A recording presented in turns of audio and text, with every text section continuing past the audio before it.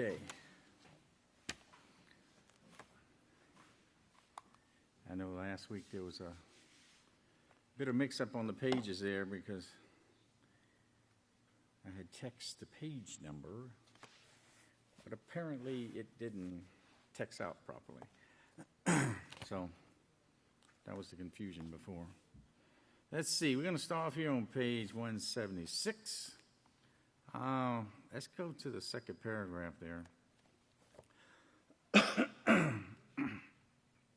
where it says, according to the Encyclopedia of Religions, the obelisk was associated with sun worship. Remember what the obelisk is? The obelisk is that tall pole. Either it's a pole or, like you see in Washington, D.C. right now, the obelisk is the Washington's monument, okay? And it's usually a pole that sticks straight up, and then it can have a point or it can be flat as well. But anyway, that's what an obelisk is. So it's associated with sun worship, okay? And these were symbols that Nimrod system used as well, and also for the god Baal. And the ancient pagan people looked upon the sun as a god, as a great giver of life. And these obelisks were symbols of that sun.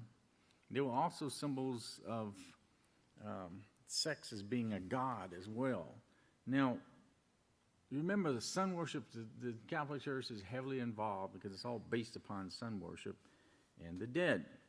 And, of course, that is shown in the reason why they have the pagan holidays, okay? Because the pagan holidays go through the life cycle of being born, the god being born, and the god dying, and so forth, and the vegetation, and all this kind of stuff.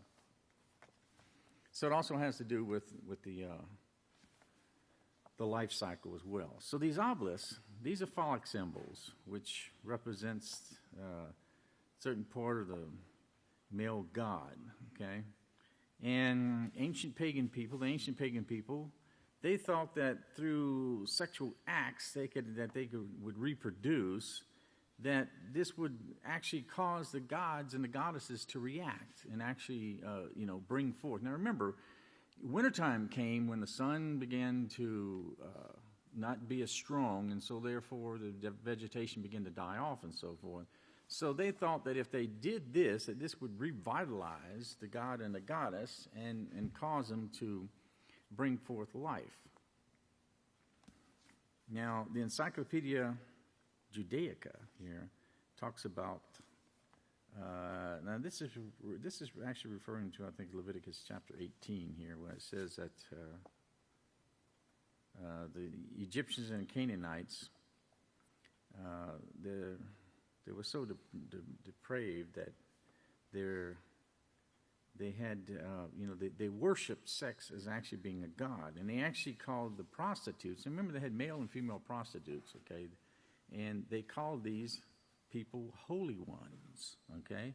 This is the holy ones. Remember, this were the Kadashim and stuff, okay, the holy ones. These were like the sodomites and so forth that was considered as being. The temple prostitutes were considered to be the holy ones. This is why it's called the Holy Roman Empire, okay, and the Holy Roman Church, okay? That's the reason why it's called the Holy Roman Catholic Church, is because this is holiness in their eyes. This is what they look upon holiness as being. Now, it says at the bottom there, but Israel's ideology, okay, it's two-edged. Sword is two-edged. If guilty of the same, they became guilty of the same thing, okay? And like Yahweh said, the earth is going to vomit you out if you do these things. You know, he warned them that in Leviticus 18 through chapter 20. And these are the same things that he said, look, don't do these things, because all the nations who are in here before you have actually defiled the earth by doing all of these things. So don't you be guilty of doing the same thing. Now, from the Interpreter's Dictionary of the Bible here, we're just going to read the underlined part there where it says, this might be compared with the Canaanite cult of fertility and sexuality, okay? So you can see where the Canaanites, they were the people who were in the land already. And this is what Leviticus 18 through 20 talks about, that when Yahweh says don't do these things. Don't fall victim to this, because the nations before you had already been involved in these things. And, of course, this was the Canaanites in the land in which they moved into. So they centered in their worship of Balaam and the Asherah poles and so forth, the Asheroth. And this, was, of course, their worship was characterized by the practice of prostitution. Okay? That's why they say this is an age-old profession, right? Because it's always been around. Of course, we know where it came from, too, where man was influenced to do it. Mankind was influenced through Satan. Okay, so they was mistaken for God as an idolatrous abomination. Okay, so sex worship and child sacrifice. Here we see where the religious education of ancient pagan man centered around thoughts and practices of sex. And now notice what they've done. Okay, it's because Satan has taken what Yahweh does consider holy and acceptable, and of course, remember, I always think about, what kind of gall did that God have who gave in to the seduction of Satan and actually committed adultery with her? I mean, here's the Creator's wife, and she seduced one of the gods and, of course, committed adultery. But it's always been around, and it's always taken place with mankind. That's the reason why it's such a strong pull in mankind's history. So we see here that they had sex temples, what they tried to stimulate the sex fertility gods and goddesses, and that's what all of these pagan holidays are based upon, is they're actually fertility worship.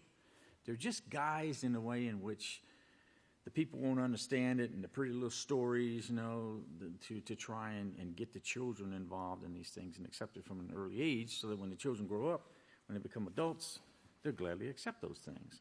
And Interpreter's Dictionary of the Bible here, on page 265, it says, we find that sex worship and child sacrifice was not just a cult of wine, women, and song. Okay, but to the mind of the pagan man, this was a matter of life and death. Okay, and that's the way they looked at it. They looked upon it as being a matter of life and death, because they figured, if they did not appease the gods and the goddesses, then they were going to be in trouble. They were going to die. Okay, so these fertility cults here, you see where it says that the worship of the great mother goddess. Okay, she was personification of fertility.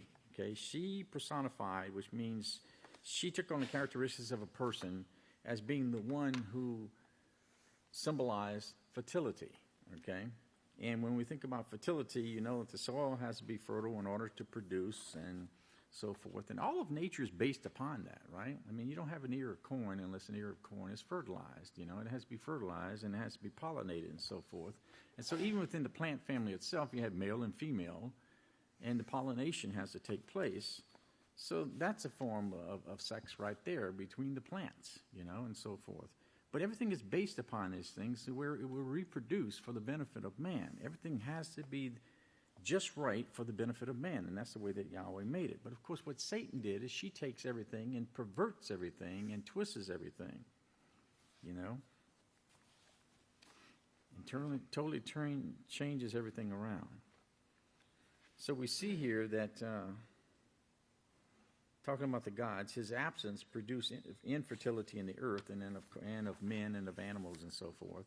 And so his consort mourned and searched for him. And that's what took place in the wintertime, whenever he was considered as being dead, and then, of course, being reborn again in the springtime and so forth. So it was this fertility cycle that went on, and, of course, they rejoiced and so forth. Well, Baal Hakad was one of the gods that was strongly worshipped by the Canaanites, and that's where we get the word Lord from, is Baal. Now, the great mother goddess Asherah, her fertility rites was practiced very strongly, and the Israelites fell victim to that. They absorbed the Canaanite ways, even though Yahweh said, "Don't do this." They ended up doing it anyway. And let's see, it says here, the Israelites absorbed the Canaanites' ways, and learn learn, Yahweh warned them. He said, look, I'm giving you a way in which you can live and become perfect as I am. Now, remember, he made them healthy. They were healthy people. They were the healthiest people on the face of the earth. He took away all sickness, everything away from them, and made them strong with strong, healthy bodies, which means their minds would have been strong if they would have just hung on to that. But instead, they didn't listen to what he said, because he warned them time and time again. He says, don't inquire of the nations on how they worship their gods. If you do, it's going to be your downfall. But they did it anyway. And so they fell victim here, and they took on the characteristic features of this fertility cult. And, of course, they did these perverted acts and so forth and joined in, okay? And, of course, they gave thanksgiving to Baal. Now, what I want to read is on the bottom here, the very bottom. It says about child sacrifice, okay? But it says it was not simply a cult of wine, women, and song, which all of it was, okay? Because what they do is they go out in the fields and drink and get drunk and so forth, and rejoicing to the gods and goddesses for having a bountiful harvest, But it wasn't just a life of that, of wine, women, and song, but a matter of life and death, in which the dearest things of life and life itself was offered, okay, to the gods. Now, what he's talking about is the children. The children. Remember, it says, don't offer your children to Molech and so forth.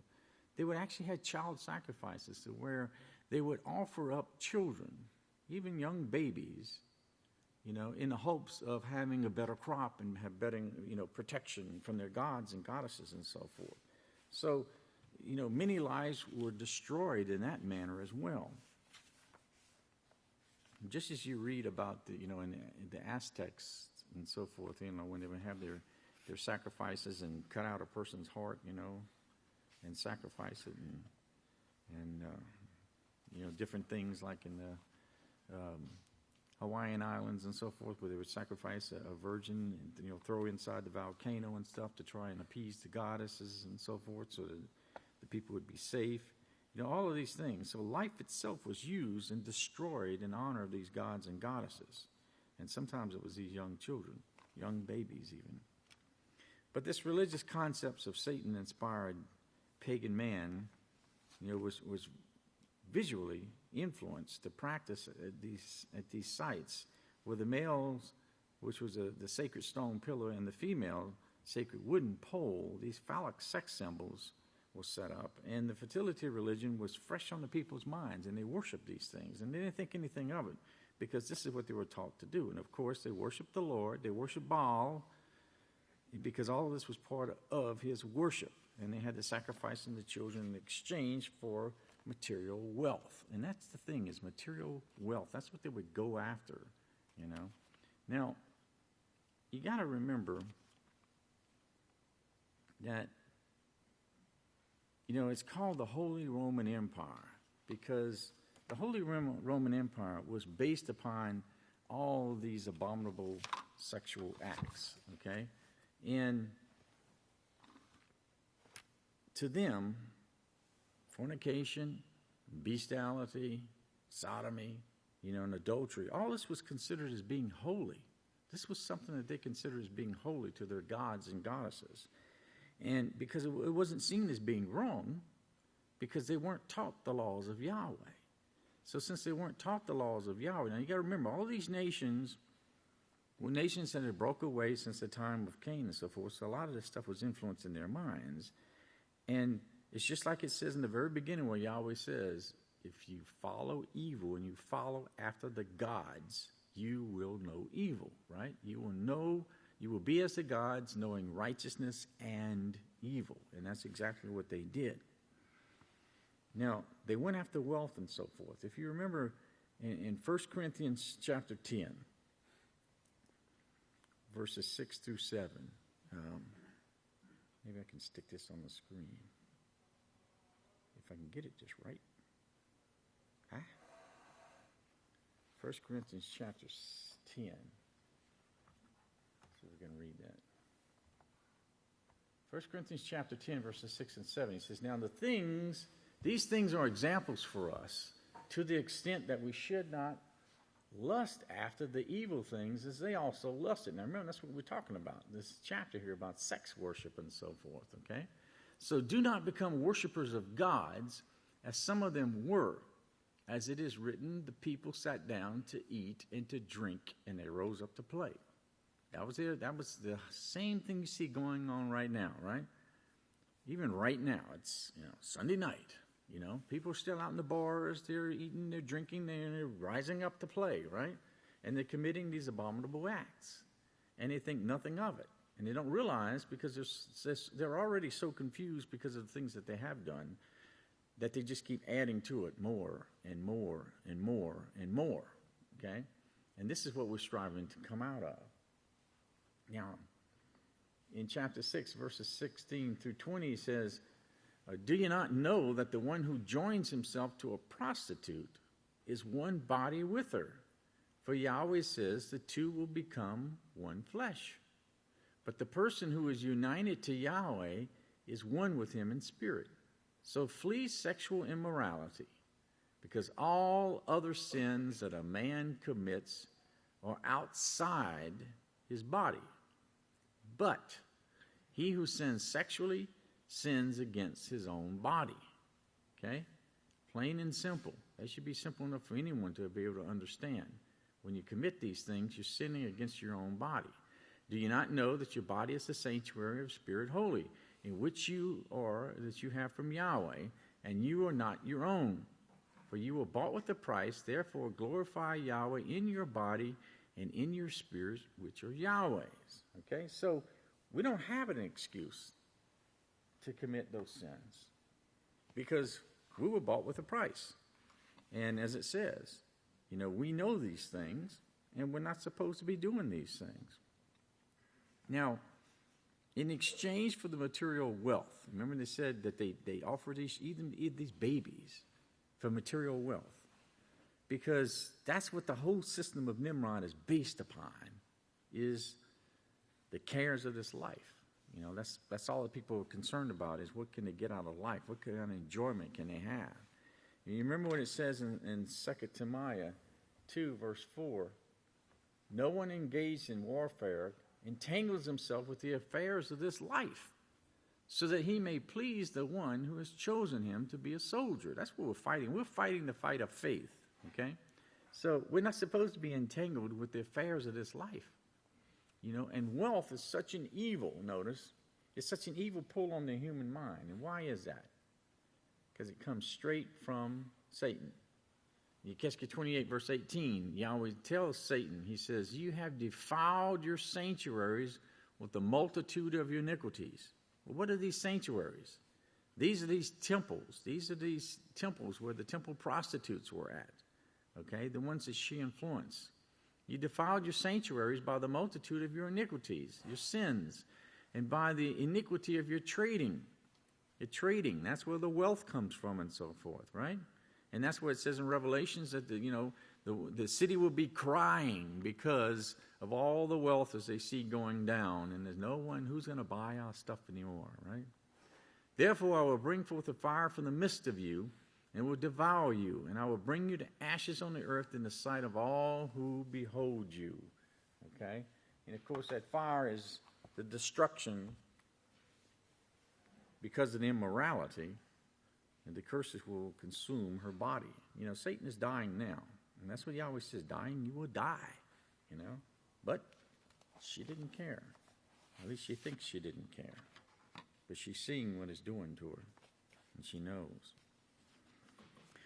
Okay, here on page 179, it's within the minds and the majority of the deceived people of this world today that they are worshiping and serving the creator of the universe. They really think that they're serving the creator of the universe. Why? They go to church, in Wednesday in the middle of the week, and they go to church on Sunday, and they really think that they're worshiping the creator. And this is what they sincerely think this.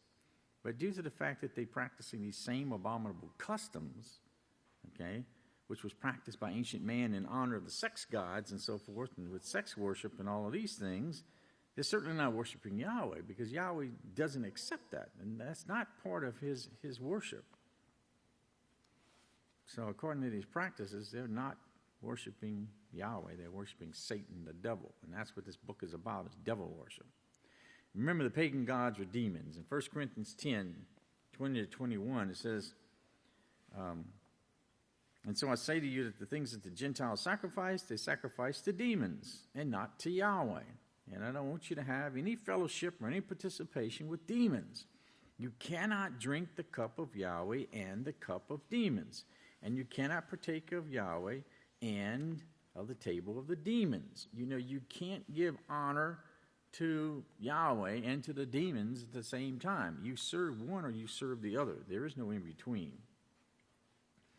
And it was this understanding, of course, that the Hebrews had at the time the Apostle Shalom wrote this about the pagan gods. They knew that they were demons, but these heathen pagan gods, they were nothing. But the power behind them, the spirits behind them, are these demons. They're what energized the worship. And they had these little idols set up and so forth, but an idol is nothing.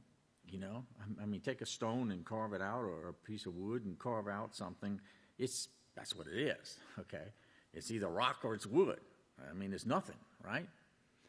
But it's the symbol.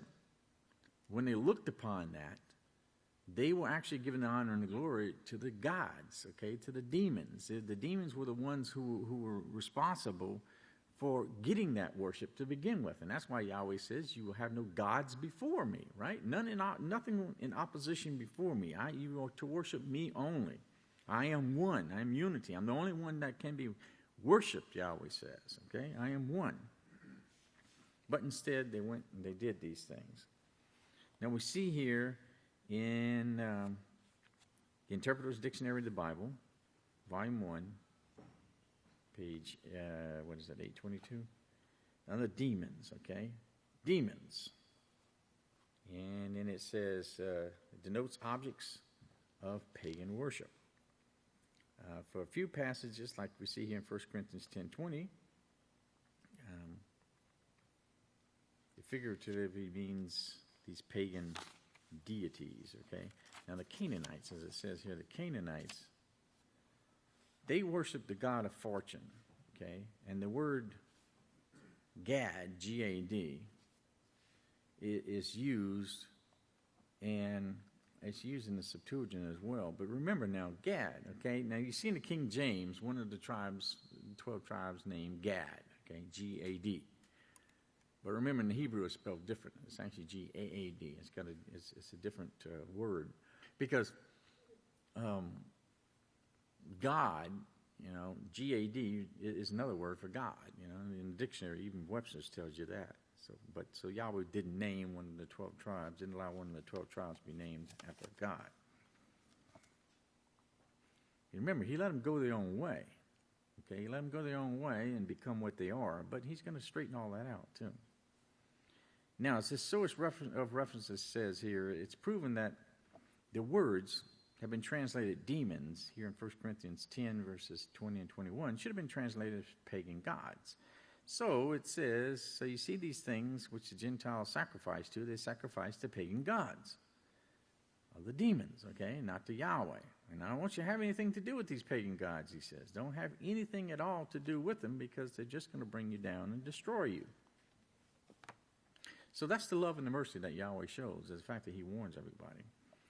Therefore, the previous chapter that we covered there, about chapter 4, about devil worship, the celebration of pagan holidays, it shows that this is nothing more than pagan God worship. It talks about Christmas, it talks about Easter and so forth. It talks about the fallen angels who followed Satan in the rebellion, and how they're worshiping Satan, and all the people are gathered in there and worshiping Satan.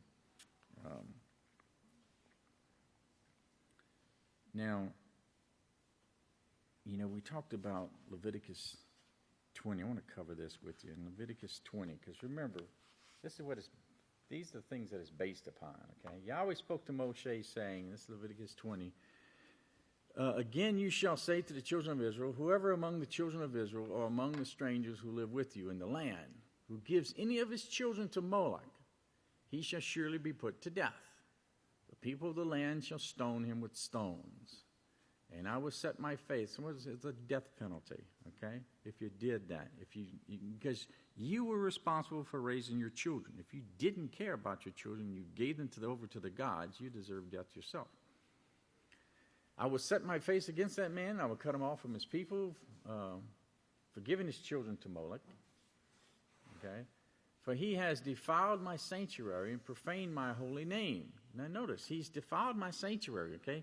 Why? Because what they did is, instead of going to Yahweh's house where is true holiness, they ended up seeking the holiness of their own by going to these temple prostitutes and going to these sex temples and so forth. So they defiled the sanctuary and profaned his holy name. And if the people of the land should anyway hide their eyes from that man who gives some of his children to Molech, and they do not kill him, then I will set my face against that man and against the family, and they will cut off the people, both him and all who follow him, in prostituting themselves to Moloch. Okay, notice, prostituting themselves to Moloch. This was all part of that worship that the gods and the goddesses sought after. This was all part of the devil worship that you see the whole world involved in today. That's why it's no wonder why you see the entertainment industry based everything upon sex and the way that they do to try and pull you in. If you thought about what it was, you wouldn't want to be pulled in.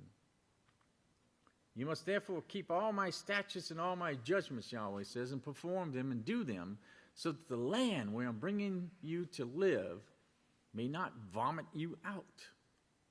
And you must not walk according to the customs of the nations that I'm going to drive out before you, because they committed all of these things that I abhorred and I loathed them. Okay? They did all of these abominable things, he said. But I've said to you, you shall inherit their land, and I will give it to you as a possession, okay? A land that flows with milk and honey, great blessings. And I am Yahweh your Father, who has separated you and set you apart from the nations. You see that? He is the one who sets us apart. Now remember what the Pharisees were, right? The separatists. Remember, the word Pharisee means to separate themselves. They broke away from Yahweh and went on their own way. You must therefore distinguish, notice, between the clean and the unclean animals. Now, you wouldn't follow the priest who's in the midst of the garden eating swine's flesh and following after him if you followed these laws and distinguished between the clean and the unclean, and between the clean and the unclean birds. And notice, you shall not make yourselves abominable. Okay? You shall not have bestiality, is what he's saying here, by animal or by bird or by any other kind of living thing that moves all along on the ground. And those which I've set apart as unclean for you. That's why I put includes bestiality. You are to be my holy ones, notice. For I am Yahweh, I am holy, and I have separated you and set you apart from the nations, that you should be mine. Now that's what Yahweh considers as his holy ones, okay? Those who will keep themselves free from all of this abomination that the world goes after. Now, instead, what they have done is they've gone after these pagan holidays, and they worship, the Christmas and the Easter, and they have the Santa Claus and the Easter bunnies and all this kind of stuff, And so I was thinking, I said, I'm going to do a little research into this and this Easter and this Christmas stuff and all these pagan holidays to see how to clear up all of this confusion and come up with the perfect story. Because they always have their little stories, right? They have a little story about Santa Claus and the reindeers, Rudolph and reindeer, and then you got the little Easter bunny hopping around and all this kind of stuff. So I thought, okay, I came across this myth story, which I thought worked pretty well, There was this woman who meets this man, okay, who has two faces, if you want to call him a man, because his name was Jan, okay. Now, after he looks upon this woman, she becomes with child, okay, and then she gives birth to this little baby bunny, okay, this little baby bunny. Now, This bunny's DNA makes this bunny come out striped with all the beautiful colors of the gay rainbow. You know the gay rainbow colors? So he says he got this pretty little bunny rabbit. It's got all these gay colors, right? Now, so you don't know whether it's gay or lesbian, right? It's just a bunny, okay? So now this bunny starts hopping, and it hops along a crooked path. It can't be a straight path, right? Because it's a gay bunny, okay? So it's got to be hopping along a crooked path, okay? So this bunny hops, and then, it lays these red eggs. Well, of course, what other color would you think it would be anyway, right? It has to be red, but the red, you try laying an egg and see what color it would be, okay? But the red symbolizes Christ, right? So you get your Christ color there, man. Okay? So now it jumps, and it jumps, and it jumps. Okay? And it jumps so high that eventually it's jumping, and it jumps so high that it becomes impaled on the top of a Christmas tree. Okay? Now, 1.5 days later, this is a gay rabbit, remember? It comes back to life, okay? It comes back to life as a giant turkey, okay? A giant turkey. And when it wakes up, it starts screaming and yelling, and all of a sudden an apple falls out of the tree into his mouth. Okay? So, then, turkey falls victim to a pilgrim. And the pilgrim was, of course, he was originally searching for wild boar, okay? But he shoots him in the heart with a Cupid's arrow, okay? And a crossbow. And then all of a sudden, the turkey explodes into a big, bright, beautiful sun and floats away. And now you know the rest of the story. That makes sense, don't it? Huh? It makes as much sense as telling the children about the little stories that they tell them on Christmas and Easter and all this crazy stuff, you know? It's like, this is the foolishness that's involved in God worship. Well, you can see why Yeshua said you're a fool if you don't believe in all that the prophets have spoken. Because you ain't going to find none of that stuff in the writings of the prophets, right? The writings of the prophets deal directly with the laws of Yahweh. It deals with what righteousness is. And it never deals with anything other than what Yahweh actually says. So keep that in mind, okay? So next time someone asks you if you believe in Christmas and whatever, you can tell them the story. The real story, okay? Now, Easter and Christmas, okay? Now, remember, there's two great powers, okay? There's two great powers in this world because there's only two powers. There's Yahweh, who is righteous, and there's Satan, who is not righteous, okay? And you're going to serve one or the other. You can't go any other way. You're going to serve one way or the other way, right? There's no other way of getting out of that. If your conduct is holy as the house of Yahweh teaches, then you're going to be of Yahweh. But you can't compromise your faith. Okay? You can't compromise what Yahweh has given into you. You've got to do what he says to do. Now, the servants who obey Satan, of course, they're manifest in the life of uncleanness. And they allow themselves to be built up with hatred for the word of Yahweh. They hate everything. Remember, they take righteousness and turn it into, look upon it as being evil, and then they look evil and they turn it into being righteous. So that's why they have their depraved lust and their perversions and their passions and their insanity, And all of it is based because they go after fornication, adultery, and incest, and child molesting, and raping, and homosexuality, and bestiality, and murder, and war. It's all wrapped up in what they believe. That's what they stand for. That's what Christianity stands for. But by observing what's going on around you in the world today, you can see these things too. And you can see that the same worship that took place long ago is still the same today. It's still the same. All the programs that's out there, all of the things that take place, it's all bombarding the minds of people to be the way that Satan wants them to be. Okay, so here on page 181 says, serve Yahweh by obeying him. Because throughout the scriptures, which Yahweh inspired to be written, see, that's the thing. Yahweh inspired these things. And that's the amazing thing, is that's how you know that Yahweh is real. Because remember, the gods can't give you salvation.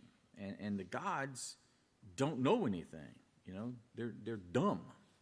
They don't know anything, and that's what Yahweh says. They're like dumb dogs, like the prophets were like dumb dogs. They didn't even have enough sense to bark, And when a dog barks, it's to warn you. But the prophets didn't warn the people. They just stayed silent and taught them what they wanted to hear. And that's what he said. And that's what the Apostle Shalom said. Remember about the itching ears. They tickle your ears with things that you want to hear, rather than telling you you're sinning and you need to change. You need to straighten up. So you serve Yahweh or you serve Satan. And it says throughout the scriptures, Yahweh inspired to be written. He has given precise, very clear instructions, the way that he himself commands his people to worship and serve him. He's very, very precise in the way that he says he wants things done. And that's what I always think about when you think about the definition of righteousness in Deuteronomy 6:25. It says, "It will be our righteousness if we observe to do all these laws, statutes, and judgments that Yahweh has commanded us." Right? No, it says, "as he has commanded us." Very, very precise. As he has commanded. Not just what he has commanded, but as he has commanded us. Okay? It has to be done the way that Yahweh does. Now, we can't lean on our own understanding when it comes to his law, because we, as humans, will add to or take away from. So it has to be exactly as he says. Now, the word serves clearly implies a way of life. Okay?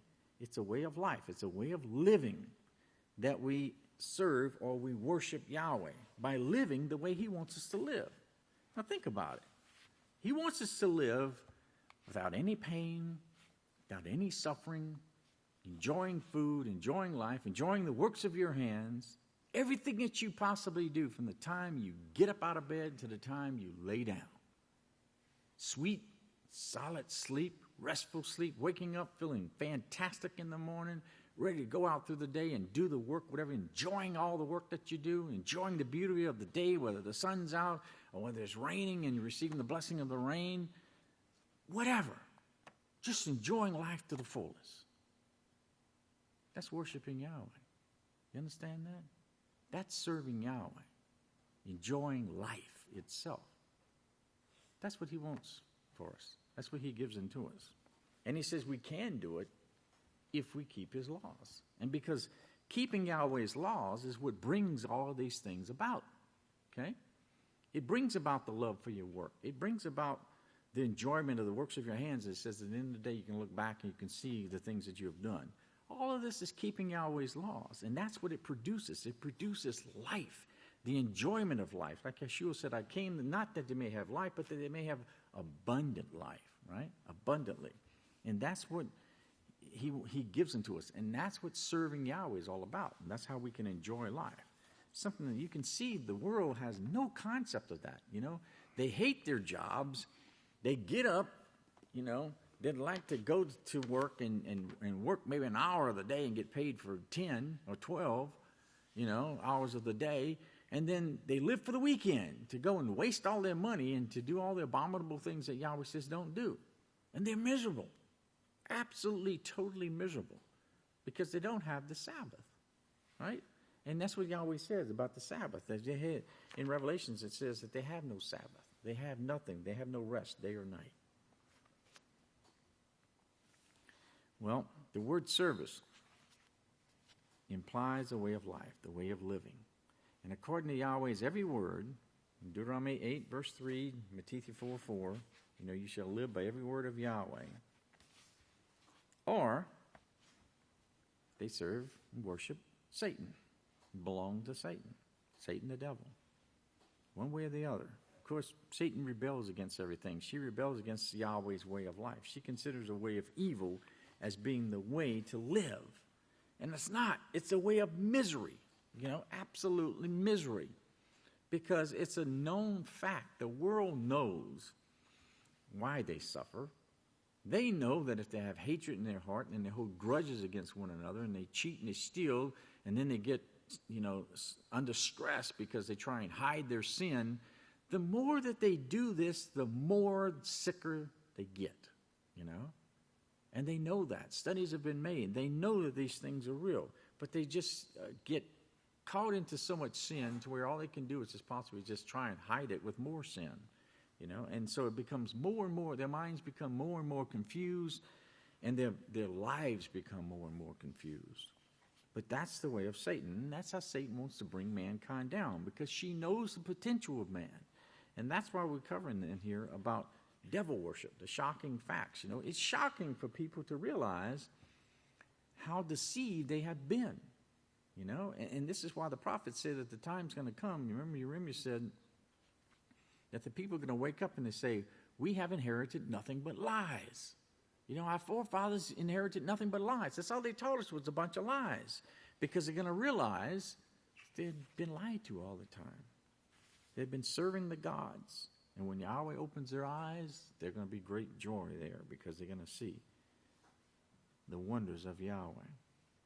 So, Pastor writes, therefore, do not think for one moment that you're worshiping and serving Yahweh, while at the same time you're practicing any kind of idolatry whatsoever. Because you're not serving Yahweh. You're only serving Satan, the devil. It's as simple as that. And not only is Satan being worshipped and served simply because Yahweh is rejected, but the results of satanic worship, satanic sex worship, is openly manifest in this sex-crazed, lust-filled, perverted, depraved world. And everything is based upon this. That's why they use it to sell anything, They could sell a matchstick, that's already been burnt, But have a pretty little woman up there and, they'll buy it for $1,000, Because that's the way that Satan works with the minds. She works on people with these things. But all the world now practices these ancient pagan customs of sex worship, which are now veneered into these Christian names like Easter, May Day, and Halloween, and Thanksgiving, and Christmas, and the Roman New Year, and Valentine's Day. All of these things, they have no idea what they're even doing, But that's the thing, is that it's so disguised to make the people think that, somewhere else, to get their minds focused somewhere away from the reality of what they're actually doing. But remember, like on Valentine's Day, you have the Valentines, be my Valentines, and you have the heart-shaped candy and all this kind of stuff. Remember, when you're eating these boxes, these chocolates, out of this heart-shaped box, you're eating to the gods and the goddesses. You're actually partaking of a sacrifice to them in that sense. And then, of course, when you have these Valentines, they look so innocent. I mean, what's wrong with pretty Valentine? Some little boy telling a little girl, be my Valentine. What's wrong with that? Well, you're teaching your child to prostitute themselves. You're teaching your sons and your daughters at a very young age to prostitute themselves. And Yahweh says, don't prostitute your sons and your daughters. And what do? They end up letting them go out on dates when they get older. Boy and girl going off by themselves. Boy, that's really brilliant.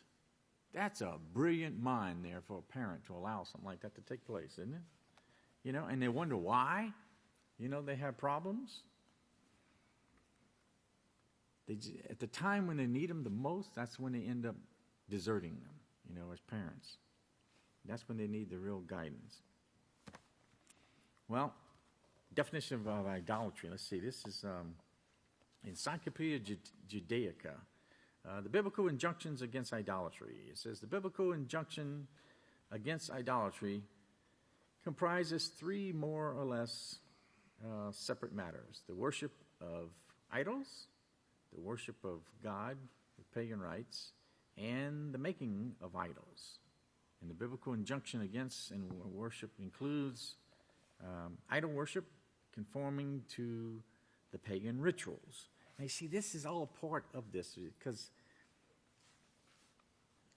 these rituals are ways in which they use great deception, like I said, to get their minds off of what is behind the worship that they're participating in. So when they did these rituals, and many of them, you see where they use a lot of magical things and so forth, to try, which is nothing more than deception of the people.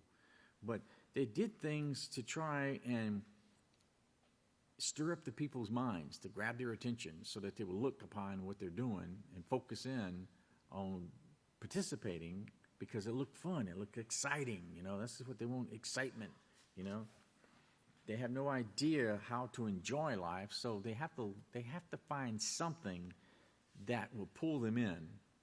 And actually it just deceives them, because everything that you see in the world that they call excitement and entertainment, it's shallow. It's very shallow. It's all make-believe, because there's nothing real. There is no reality there. Keeping the Sabbath of Yahweh is reality. It's enjoyment. It's true enjoyment. It's reality. You're living this life, and you're enjoying life to the fullest on those days.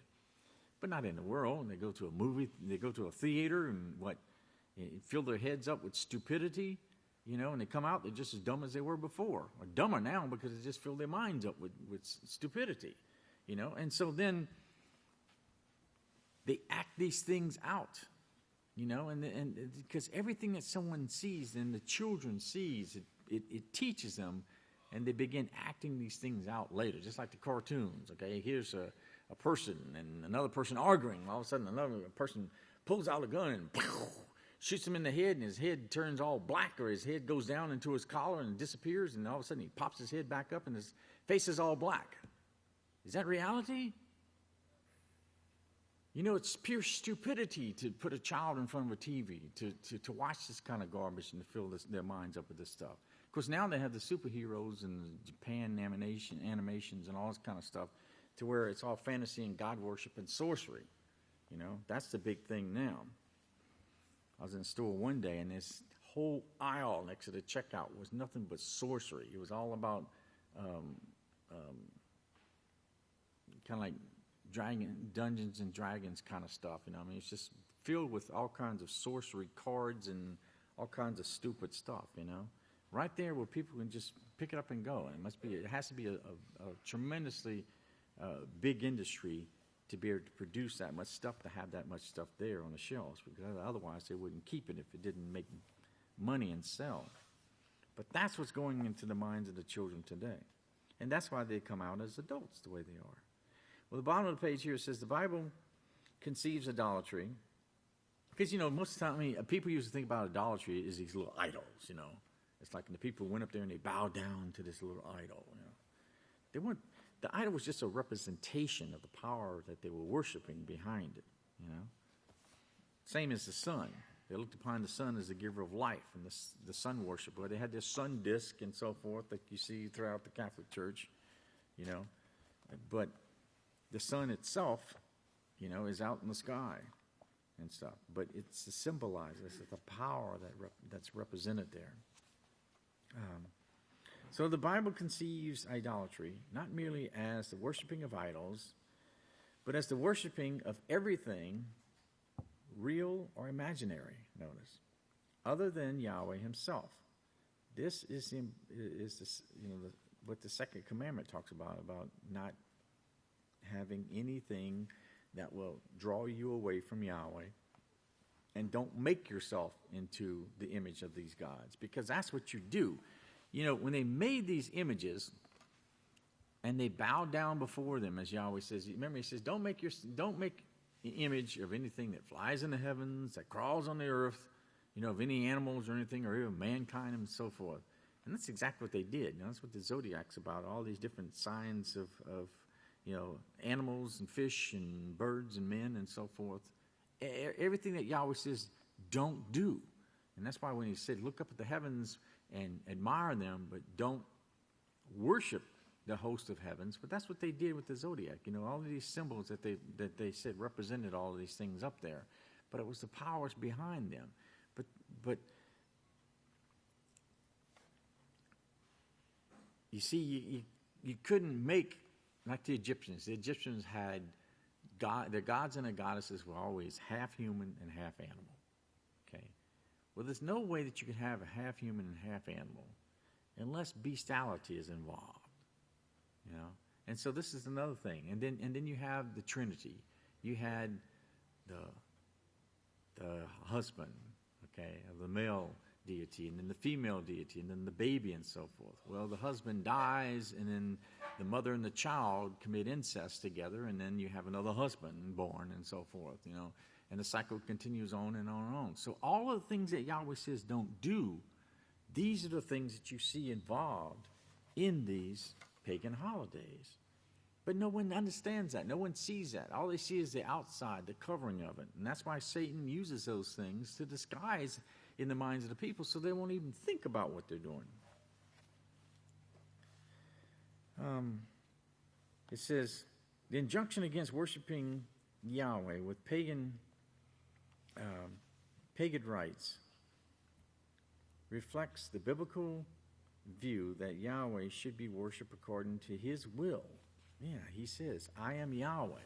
I am Yahweh. That is my name, he says, and my glory and my worship I will not give to another. Where does it say that at? Come on.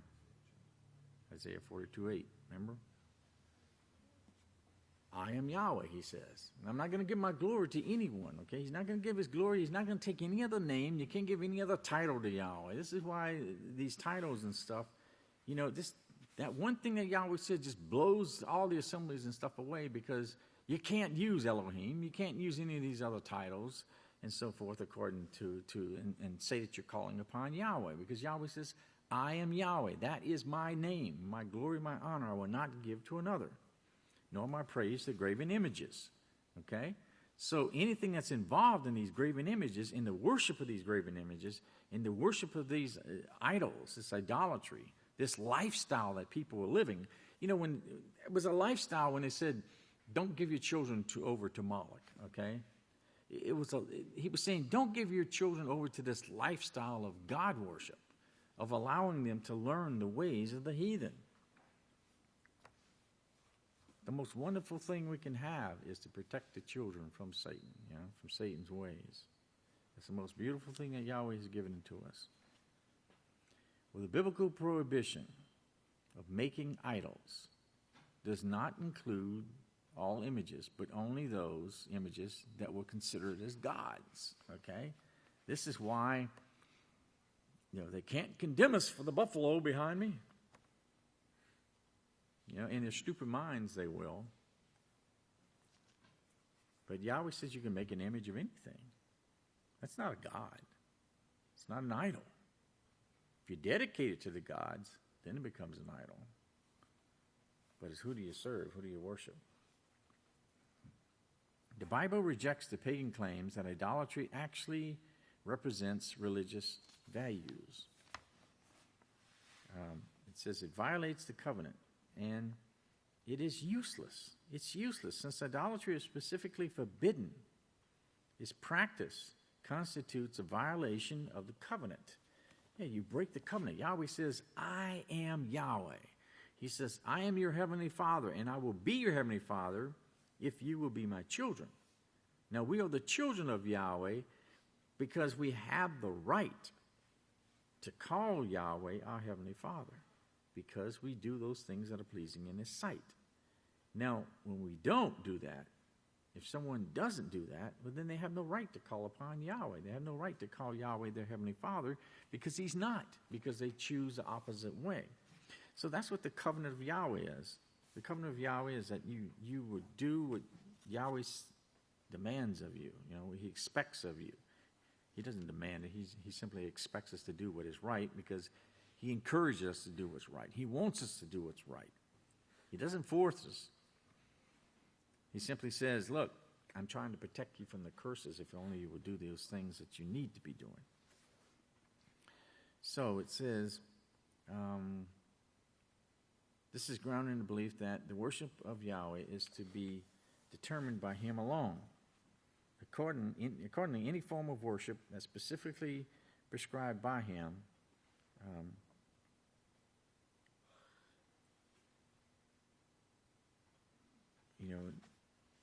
if that's why Yahweh said plain, sometimes he's so plain and simple, because when you think about it, His laws are all written out, and it's in black and white.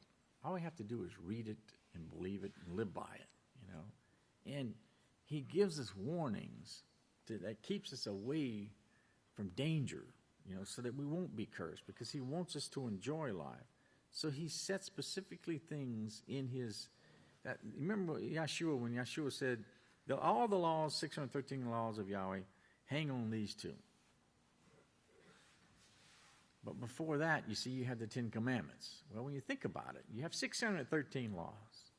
And then those 613 laws are squished down to 10, okay? Because those 10 will tell you to worship Yahweh, how to worship Yahweh, and how to treat your neighbor, right? How to show love to your neighbor. And then that's what Yeshua said. He says, but all the 613 laws, including the 10, he took the 10 and reduced them down even more in description and said, it hangs upon two things, loving Yahweh and loving your neighbor. Because that's what every one of the 613 laws, that's what they're all based upon. You learn how to worship Yahweh, how to serve Yahweh, and you learn how to love your neighbor as yourself. That's what it's all about, you know, loving your neighbor as yourself. Because, and see, that's what the STOP acronym is about. It's to stop and think about the love for your neighbor before you proceed and do anything that's going to jeopardize that. And that's something that we don't always think about. You know, we really don't think about what it means to love our neighbor as ourselves. And that's what we really need to think about. Because if we did, it would keep us from making the mistakes that we make sometimes by doing certain things that can affect others, and it does. You know, and that's why the scripture says, if one suffers, we all suffer.